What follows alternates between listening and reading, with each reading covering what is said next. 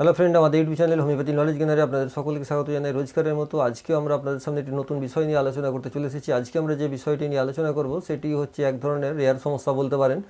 সেইটি হচ্ছে কোনো ধরনের যদি আপনার সার্জারি হয়ে থাকে বা পেটের মধ্যে যদি কোনো দেখেন সার্জারি হয়েছে বা অপারেশন কিছু করা হয়েছে, ঠিক পরেই দেখা গেলো একটা নতুন সমস্যার সৃষ্টি হচ্ছে। সেটা হচ্ছে অনবরত আপনার হিক্কা হচ্ছে বা যেটাকে হেঁচকি বলা হয়।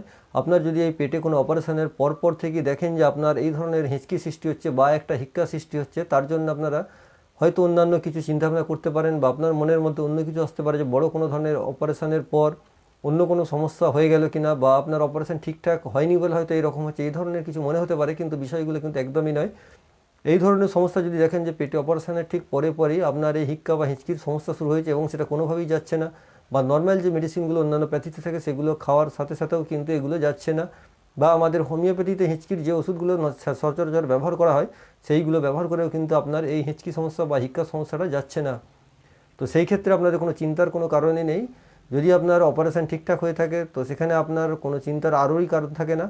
এবং যদি মনে করেন যে হিক্কাটা অন্য কোনো ওষুধ খেয়েও ঠিক কমছে না, বা হোমিওপ্যাথিতেও আপনি অন্যান্য ওষুধ অনেক খেয়েছেন কমছে না, তো আমি বলবো আপনাদের জন্য এই যে হোমিওপ্যাথি ওষুধটি হায়োসিমাস 30, এই হায়োসিমাস 30 এটা আপনি অন্তত দিনে 2বার করে 5 থেকে 6 দিন খান। আশা করি সমস্যাটা পুরোপুরি নির্মূল হয়ে যাবে। তবে কিন্তু শুধুমাত্র মনে রাখবেন, হিক্কাটা যদি অপারেশনের পর পেটে অপারেশনের পরেই হয় তবেই কিন্তু হায়োসিমাস 30টা আপনার প্রযোজ্য হবে। নচেত কিন্তু অন্যান্য যে হিক্কার ওষুধগুলো রয়েছে আমাদের অন্যান্য ভিডিওতেও দেখতে পারেন বা আপনারাও জানেন, সেই সব ওষুধগুলো সেই ক্ষেত্রে প্রযোজ্য হয়। এই ঔষধটি হায়োসিমাস 30 বেশি নয়, আপনার অন্তত 5 থেকে 6 দিন খেলেই আপনার উপকারে আসবে।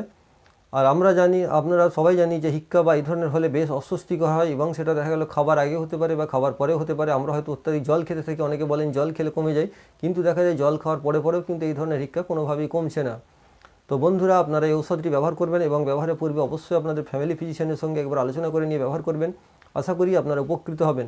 এছাড়াও যদি নতুন কোনো এই ধরনের পিকিউলার বিষয় নিয়ে আপনাদের জিজ্ঞাসা থাকে বা আপনাদের কোনো ব্যক্তিগত হয়ে থাকে, আপনারা আমাদের কমেন্টস করে জানাতে পারেন, বা আমাদের প্রত্যেক দিন সন্ধ্যে 7টা থেকে 8টার মধ্যে ফোন করেও জানাতে পারেন বা আলোচনা করতে পারেন। আমাদের যে কোনো ডাক্তারবাবুরা আপনাদের উত্তর দেবেন, আমাদের টিমে যারা থাকেন। আশা করি সকলেই ভালো থাকবেন, সুস্থ থাকবেন। আজকে আমরা এখানেই শেষ করছি। ধন্যবাদ।